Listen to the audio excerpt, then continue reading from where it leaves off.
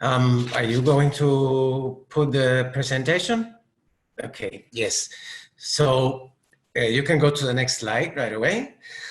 In addressing the issues around local public services, we must first recognize the difference between the sources of revenue that national and local governments depend on. Municipalities tend to rely on taxes paid by businesses that have been severely affected بص ايش رياضة؟ ورجينا أورادك ورجينا خلينا نفرح شو اشتريت؟ by businesses that they have been severely affected by the crisis and many have laid workers off. National governments should replace these incomes. And these are some of the messages that have been voiced throughout this session. Confronting the pandemic will transform economies, perhaps irreversibly. Countries with high technical capacity may make e-government measures permanent and widespread, while others without this capacity may lag behind. Public administration and utilities in the advanced world are two of the few sectors where capacity and need almost match, but many others have had poor exercises of e-government. In those who do have the capacity, the measures raise questions on the role of technology in the new workplaces that are going to emerge from the crisis. Next slide, please.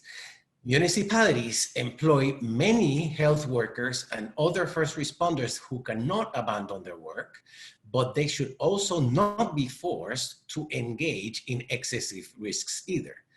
This is one of the main messages of the ILO's guidelines on decent work in public emergency services adopted in 2018 and that Rosa and Daria have both mentioned.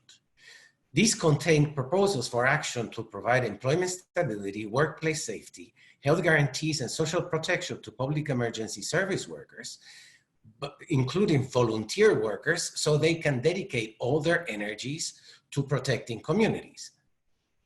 They also provide recommendations for social dialogue, training, and interagency coordination so public servants can share their knowledge, have a voice in their work environment, and be fully prepared to confront the growing threat of disasters, epidemics, climate change, and violent acts. So, next slide, please. There are many other groups of workers at the, no, that was the previous slide now. There are many other groups of workers at the local level that are key to the recovery. Those are social protection programs, health workers, water operators, particularly in countries with insufficient access to safe sanitation and hygiene, sanitation and mortuary services that prevent additional health threats, communications offices that share information with people and share experiences with other governments at all levels. Mass transportation services that were mentioned in the previous presentation ensure the mobility of essential workers, and they do it at great risk. And unexpectedly, wildlife protection services combat wildlife trafficking, which help prevent zoonotic diseases like COVID-19. Correctional services also protect inmates housed in confined spaces, which are conducive to contagion. And the court system that needs to prevent discrimination, abuse of technological monitoring, and address employment and financial disputes.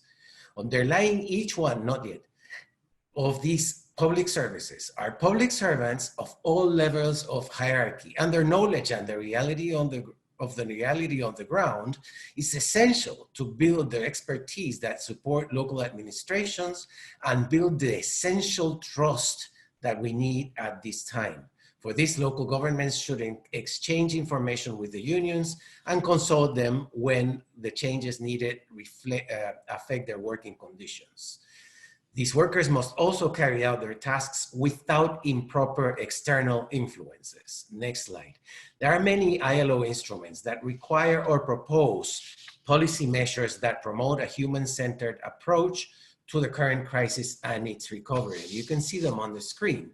And some of the tasks are that public employers should keep offices and equipment properly maintained and cleaned, provide sufficient wholesome drinking water and other wholesome drinks, sufficient and suitable washing and sanitary facilities, and adopt measures to prevent the spread of transmissible diseases.